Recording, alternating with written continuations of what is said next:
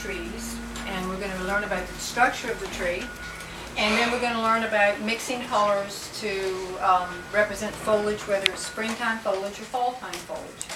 But before we get started, as in every class, I like to do a little bit of review to see how much you remember in classes past. And we've been working with different techniques in watercolor painting, and we worked wet on wet and we worked dry brush. Who can tell me what working wet on wet in watercolor, what does that mean? You wet the background with water till it's kind of shiny for your paint on so the paint will run around. Exactly. And when we do dry brush, what is dry brush painting? When you don't wet the paper and you just take your brush and put it in the paint and start painting. Exactly. And do you have more control over dry brush or wet on wet?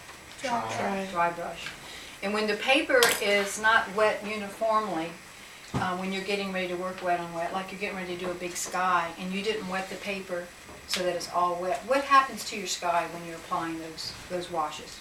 Dries out. What happens to the areas that aren't wet? Gets darker. The paint won't go there. The paint will only travel where the paper is wet.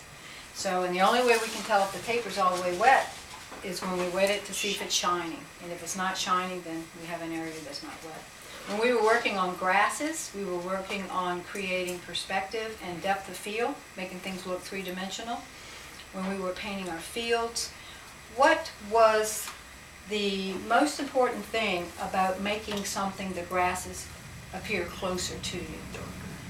They were darker, but they were also taller. Absolutely. And what happens as the grasses go back to try to create depth of field? Shorter and lighter. Shorter and lighter. And the grasses that are absolutely the furthest away would be Smudge.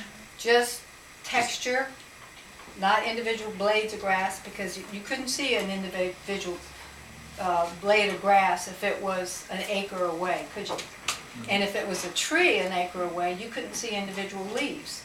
If you tried to do a tree that was a long distance away and you painted every leaf on it, it would pull that tree up close to you and you would lose the ability of making it three-dimensional or creating depth of field. Because that's really what we're trying to do, is we're trying to take this plain white piece of paper and trick the viewer into believing that they can see a long distance into our painting.